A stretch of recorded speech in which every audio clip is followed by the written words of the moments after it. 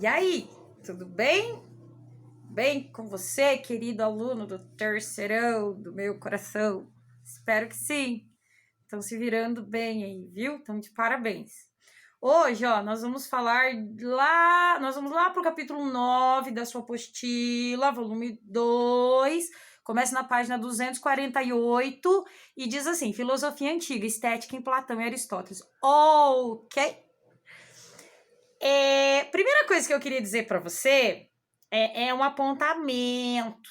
Qual que é o apontamento? Sobre o título. O título diz assim: Estética em Platão e Aristóteles. Quando você pensa em estética, você pensa em clínica estética, fazer peeling, limpeza de pele. Na filosofia não tem nada a ver com isso. Tem a ver, não tem a ver, não tem a ver. Se eu quiser forçar a barra, dá pra dizer que tem a ver, mas não tem a ver. Por quê? Que a estética, essa palavra estética vem do grego aístasis, que significa conhecer pelos sentidos, certo? Enquanto disciplina filosófica, ou seja, uma parte da filosofia, ela surgiu em 1750 com um cara chamado Alexander Baumgarten, tá? 1750 depois de Cristo. Platão e Aristóteles estão no 4 antes de Cristo. Então, o que a gente faz, professor? A gente chama de beleza e arte em Platão e Aristóteles, certo? As reflexões sobre a beleza e arte em Platão e Aristóteles. Vamos aos primórdios, no princípio, tudo começou na Grécia, né?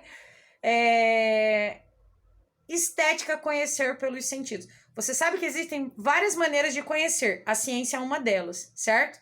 E a ciência faz o quê? Ela descreve os fenômenos a partir de um método. Você sabe que tem a filosofia. A filosofia, ela faz o quê?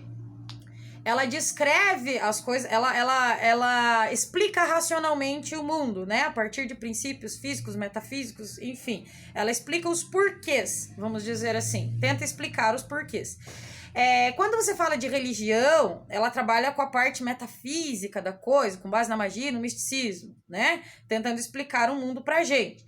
E quando a gente fala de senso comum, a gente fala de respostas empíricas, né? Por exemplo, não coloca a mão no fogo. Por quê? Você tem uma resposta empírica que vem aqui dos seus 5 sentidos fácil. Agora, quando eu falo de aístasis, quando eu falo de estética, eu falo de uma relação entre aqui o que eu sinto, aqui tato, olfato, paladar, portanto, o que eu sinto empiricamente, como eu racionalizo isso, mas ao mesmo tempo isso mexe com as minhas emoções, certo? E quem faz isso melhor? Qual é a área do conhecimento que faz isso? É a arte. Velho, e a arte tá aí mexendo com as nossas emoções, com a nossa razão, com os nossos sentidos, desde que a humanidade é a humanidade. Se você pegar lá os primeiros hominídeos, a gente já tem as representações rupestres, você já deve ter aprendido isso. Agora a pergunta que eu te dou é a seguinte: por que, velho? Por que a arte mexe tanto com a gente? Você sabe disso, né? Se você está no planeta Terra em 2020, num período de quarentena, você sabe o quanto a arte mexe com a gente. Você tá triste, você corre pra, ver uma música, ouvir uma música, você assiste um filme, tá vendo? Audição, visão, os nossos sentidos estão trabalhando, certo? Mas eles mexem primeiro com a nossa emoção, e daí a nossa razão vai tentar organizar tudo isso, né? De uma maneira poética, de uma maneira a fruir tudo isso em todas as áreas do nosso ser. Não só nos 5 sentidos, não só nas emoções, não só na nossa razão, mas em todo o conjunto. Agora, a arte é algo que é intrínseco ao ser humano. Olha para a história humana. Tá aí, velho. Tá aí, né? Você tá vendo. Agora, isso é uma coisa boa ou é uma coisa ruim? A arte, ela deve ter como finalidade só a fruição ou fazer a gente refletir sobre o mundo? A arte é para nos provocar prazer, a arte deve ter um papel educativo, e se tem um papel educativo, qual é o papel educativo da arte? A filosofia vem cutucar aí, não é? Filosofia não vai refletir sobre o que é a vida boa, o que é a melhor maneira de organizar uma cidade, o que é a verdade. Então nós vamos perguntar, e a arte, bicho, que tá aí, desde que a humanidade é a humanidade? De onde vêm as fundamentações para o fazer artístico? Por que o fazer artístico? Qual a finalidade disso? Qual a melhor finalidade disso? Agora, você tem que entender também que a arte, ela mexe muito com dois conceitos que existem na história humana desde os seus primórdios, que é o belo e o feio, né? Aquilo que nós entendemos por beleza e feiura, mas o belo, velho, o belo, aquilo que dá beleza a todas as coisas. Sabe que a beleza para você, né? Quem nunca parou para olhar alguém bonito na rua e deu com a testa na... Não sei se vocês já viram isso, né? A pessoa vai olhando para trás por ver uma topografia que chama atenção, vai olhando para trás, a hora que vira dá com a testa na placa. Ou então você tá descendo lá a Serra do Mar, indo pra praia, você para 500 vezes porque você quer fotografar uma paisagem que mexeu com você, que ela é belíssima. Ou você foi lá pras Cataratas do Iguaçu e ficou espantado. Nossa, velho, isso aqui é muito lindo demais, né? Você pega lá um clássico da literatura, Cinderela, né? As irmãs más são feias, a Cinderela é bela, é bonita. Aí a pergunta filosófica é assim: o que é a beleza? O que é a beleza? O que é a beleza? O que uma coisa tem que ter para ser bela? Antes disso ainda, as coisas que são belas, né? É característica de algo. Essa caneta é bela por uma de suas características, portanto a beleza é algo que está no objeto, ou não? A beleza é algo subjetivo, ou seja, é o sentimento provocado no sujeito que olha para a caneta, no sujeito que olha para o mar. A beleza está no mar ou no sujeito que olha para ele? A beleza está nas Cataratas do Iguaçu ou no sujeito, né? E aí quando eu digo que a beleza ela é objetiva, portanto está nas coisas, eu tenho que descrever o que é. E quando eu digo que a beleza está no sujeito, né? No sentimento do sujeito, eu tenho que dizer assim, e o padrão de gosto? Porque se é algo tão particular ao indivíduo, como que se explica a galera vir do mundo inteiro para ver as Cataratas do Iguaçu, né? Padrões de gosto. Existem padrões de... Como que explica se é subjetivo? Se tá no objeto, tudo bem, facílimo. Só olhar e perceber, e todo mundo percebe igual, né? Ninguém põe a mão no fogo e fala, ai, que gelado! Não. A gente percebe as coisas de uma maneira muito parecida a partir dos nossos 5 sentidos. Então é fácil. Se a beleza está no objeto, tá ali, é bonito por isso e todo mundo diz que é bonito por isso. Agora, se eu digo, e você tende a dizer isso, não, professora, a beleza é algo relativo, particular ao sujeito. Eu digo que as Cataratas do Iguaçu é bela pelo sentimento que ela provoca em mim. Eu digo que uma pessoa é bela pelo sentimento que ela provoca em mim. Aí eu falo para você, e o padrão de gosto? Como é que explica? Como é que explica? Aí então nós vamos para a história da filosofia buscar os caras que tentaram responder essas perguntas. E nós vamos começar lá no tripé, na base da filosofia, né? Que é Platão e Aristóteles. Eu digo tripé porque tem o Sócrates, filosofia socrático-platônica. Então, o Platão é o cara da teoria das ideias. A gente já vem estudando sobre ele, você sabe do que eu tô falando. Ele tá lá no século V, 4 a.C. Ele é o cara que diz que existem 2 mundos, o mundo perfeito, que é o inteligível, e o mundo imperfeito, que é o sensível. Se nós estamos procurando a definição de beleza e arte no Platão, você já sabe que aquilo que é belo não vai estar aqui no mundo sensível. Portanto, o belo para Platão é uma ideia inteligível. E tem a ver com, né, a geometria, com a matemática. Está lá no mundo inteligível. Mas lembra que eu sempre digo para você, vamos devagar. Então, quando eu digo que a beleza é uma ideia inteligível, eu estou dizendo que a beleza não é algo que pode ser verificado nos nossos 5 sentidos. Certo? Ela até pode ser verificada nos nossos 5 sentidos, mas ela é algo que pressupõe a atividade da parte racional da alma. É a parte racional da alma que vai entender o que é o belo em si. Porque isso que você vê aqui é uma imperfeição da ideia perfeita de beleza. Então você imagina, quando você olha para as Cataratas do Iguaçu e diz, Maravilhoso! Isso é só uma imperfeição da ideia perfeita de beleza, certo? E essa ideia perfeita está onde? Na esfera inteligível. Lembra que eu disse para você que lá na esfera inteligível existe uma hierarquia de ideias? Lembra que existem as ideias que são mais fáceis de serem alcançadas e existem as ideias que são mais difíceis de serem alcançadas. Lá no topo, a mais difícil está a ideia de belo.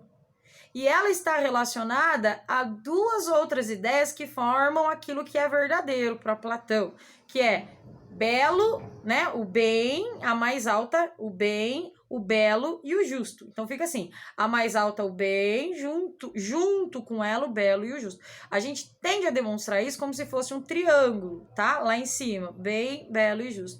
Então o belo é algo que é a razão que percebe. E para algo ser belo, isso precisa ser justo. Porque a justiça é bela para Platão. E tem que ser bom também. Entende? Vamos aos exemplos. Então você pega lá, por exemplo, Gisele Bündchen. Ela é modelo. Qual que é a profissão dela? Modelo de beleza. Então a beleza está nela. Quem quer ser belo tem que seguir o modelo.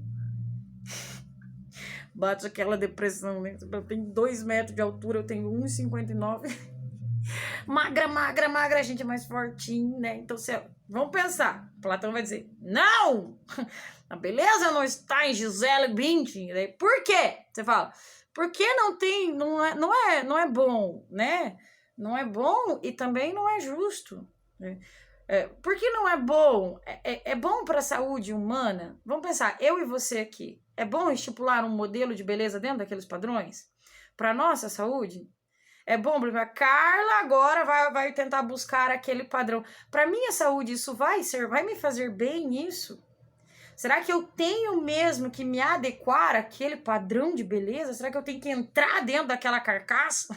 Né? Será que eu vou me esticar? Agora eu vou entrar dentro de uma série de intervenções cirúrgicas para me tornar Gisele Bündchen. Lembra que o Pânico fez uma coisa parecida uma vez, né? Pegou uma mulher e tentou colocá-la dentro dos padrões de beleza. E aí você pensa, e não é justo, por quê? Porque nem todos nós somos diferentes. Lembra que Platão dizia justiça dar a cada um segundo aquilo que é próprio de si, né? Pô, velho, quando que eu vou alcançar aquele padrão de beleza? Não é justo impor esse padrão de beleza para mim. A justiça, pra você ter uma ideia, se eu pego a Madre Teresa de Calcutá, pesquisa lá quem é. Se eu pego a Gisele Bündchen e pergunto para Platão quem é a mais bela, Platão dirá Madre Teresa de Calcutá, sem dúvida nenhuma. Porque as suas ações têm mais bondade e justiça do que nesse estereótipo de beleza promovido. Eu não estou julgando moralmente a Gisele Bündchen. Eu estou falando só da sociedade capitalista que impõe um determinado padrão de beleza para nós, baseado em ser magérrimo e baseado nessa busca constante por padrões inalcançáveis, né? Para mim é inalcançável. E eu acredito que para a maioria da população também seja inalcançável. Portanto, belo é uma ideia inteligível, certo? Lá mais alta. Belo, né? O bom, o belo e o justo. Então tá. E aí a arte, né? Vamos pensar lá, Platão, na relação da arte com a beleza. Platão diz que a arte é mimesis, certo? Essa palavra mimesis, ela pode ser traduzida como imitação. Imitar, né? Platão não gosta muito da arte. Ele diz assim, lá na República, ele diz assim, vamos pensar na cidade perfeita. Dentre os poetas que existem, Homero e Hesíodo, eles não entrariam na cidade perfeita, e nenhum outro, ou seja, ninguém, né? Nenhum poeta entra na cidade perfeita.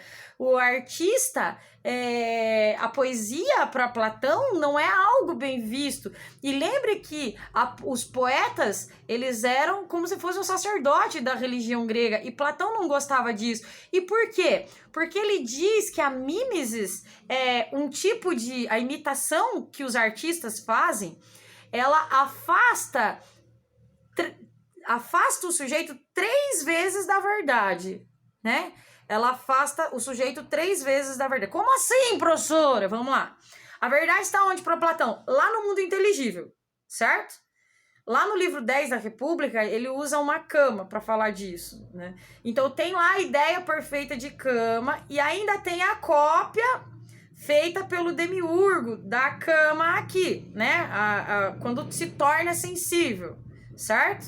E aí, o que acontece? Vem o artesão e copia a ideia de cama. Copia a cama a partir da ideia de cama, mas ele sabe fazer a cama, né? Então imagina lá. Tem a ideia de cama, daí imagine que a caneta é o demiurgo. O demiurgo vai e copia, né? Copia, traz pra gente aquilo que é sensível a partir da cama. Eu alcanço a ideia daquilo que é a cama e faço a cama, certo? A cama imperfeita, que não transmite as formas verdadeiras, geométricas que só existem no mundo das ideias. Essa cama já é boazinha, mas a boa cama está no mundo inteligível, certo? E aí o que acontece? Vem o artista, velho, e faz uma outra cópia da cópia que eu fiz. Eu sou o artesão, eu fiz uma cópia, o artista vai e faz uma outra cópia. Imagine que esse artista criou um quadro da minha cama, da cama que eu fiz. Ou seja, existe a ideia de cama, certo? Existe a cama que foi copiada da ideia para, né, do mundo inteligível para o mundo sensível. Existe eu fazendo a cama, existe a ideia, eu fazendo. Existe um artista copiando. E existe você vendo a cama que o artista copiou, velho. Você tá 3 vezes afastado do conhecimento sobre o que é uma cama. Como assim? Tem uma frase do Platão que ele diz assim: vê o Homero, velho. O Homero, ele narra inúmeras guerras. Você sabe disso, não é? Ele narra inúmeras guerras. E aí o que acontece? Você vai e coloca o Homero numa guerra para guerrear. Ó, ele narrou as estratégias de guerra de inúmeros heróis, né? Coisas incríveis. Você vê os filmes aí até hoje, você vê lá 300, aqueles filmes, né? Com aquelas estratégias maravilhosas. Você vê lá a Odisseia e o Odisseu sendo inteligentíssimo para vencer as intempéries da vida. Mas quem narra isso é o Homero. E o Homero é um poeta, certo? Agora você pega esse Homero, que é um imitador da vida real, e coloca ele numa guerra. O que ele vai saber fazer numa guerra? Nada, porque ele é um cara mimético, ou seja, ele é um imitador de algo que não tem conhecimento de algo. Agora, se o Homero é o imitador de algo que não tem conhecimento de algo, o que será eu e você que estamos apreciando a obra de alguém que não sabe daquilo que está dizendo? Não é? Então, o que acontece? Acontece que o artista, principalmente na poesia, ele esvazia de conteúdo aquilo que ele está transmitindo. Ele esvazia de conhecimento verdadeiro, conhecimento científico. E aí, você sabe o que acontece? O artista transmite esse conteúdo esvaziado de conhecimento e a gente fica com aquela obra do artista favorecendo a nossa esfera concupiscente, a nossa esfera irracível e não racionaliza sobre isso. É só você pensar, tem mulheres hoje no século XXI esperando o príncipe encantado porque viram a história e sempre o príncipe encantado vinha salvar a donzela num cavalo branco e ela seria feliz para sempre. Tem gente até hoje acreditando ser possível ser feliz para sempre e ser feliz para sempre numa vida 2, entende? Quer dizer, é um esvaziamento intelectual. Você não para refletir sobre as possibilidades disso. Você só aceita. Quantas vezes, né, várias amigas minhas disseram: ah, mas no filme tal isso aconteceu. Mas para pensar, o que é um filme, velho? Um filme é assim, você pega algo que existe na realidade, por exemplo, os dramas da nossa vida, a vontade de ter vida 2 ou de não ter vida 2, e aí o artista, ele coloca isso, mas sem fundamentação científica. Sem nada, e não só estou falando de ciência, mas sem as relações de causalidade que estão presentes na natureza. Entende? Os filmes hollywoodianos que nos impelem a buscar um amor verdadeiro, né? Que diz que no final tudo vai dar certo, tudo vai ser bom, lindo, maravilhoso. Não necessariamente será assim. Quando você pega aquelas músicas. Que triste isso que eu disse, né? Mas é verdade, velho. Quando você vem pra natureza. Quando você vem aqui na natureza, pro mundo real, você não tem garantia de nada. Não tem essa garantia de nada. Às vezes a arte faz a gente acreditar em algumas dessas coisas, mas não tem, né? Você pega esses sertanejos eles dizem assim: a vida boa, vamos pegar lá. A vida boa é beber, cair, levantar, beber, cair, levantar. E você dança, né? E pá, estimula a esfera concupiscente da alma. Só que o que acontece quando você vive bebendo, caindo, levantando? Isso pra sua saúde é bom, é belo, é justo? Não é, velho. Entende? Não tem um conhecimento ali por trás. Se você viver assim, bebendo sempre, vamos tentar a parte racional da alma, né? Você vai ter problemas no seu corpo, problemas seríssimos de saúde. E a vida boa não é aquela em que você vai arrastando o seu corpo porque você tem sérios problemas de saúde. Tenta racionalizar metade do que você vê na arte. A grande crítica de Platão à arte é a seguinte: a arte é mimesis. É uma cópia em terceiro grau da realidade. Certo? Existe a ideia verdadeira daquilo que é bom, belo e justo. Existe a arte aqui tentando transmitir pra gente aquilo que é bom, belo e justo. Né? Existe o artista. Existe. Não, ó, vou voltar. Existe lá aquilo que é bom, belo e justo no mundo inteligível. Existe a imperfeição daquilo que é bom, belo e justo aqui no mundo sensível. E existe o artista tentando mostrar pra gente, dentro da visão dele, aquilo que é bom, belo e justo, mas sem conhecimento para isso. Entende? Existem cineastas falando de política sem entender uma vírgula de política e fazendo você acreditar que as coisas são daquele jeito. Existem pessoas falando de amor sem entender nada dos processos químicos que envolvem o relacionamento, sem a luta que envolve o relacionamento e fazendo você acreditar sobre isso. Porque arte é mimesis, cópia em terceiro grau, afasta você 3 vezes da verdade. Segundo Platão. Beijo, vou falar do Aristóteles no próximo vídeo.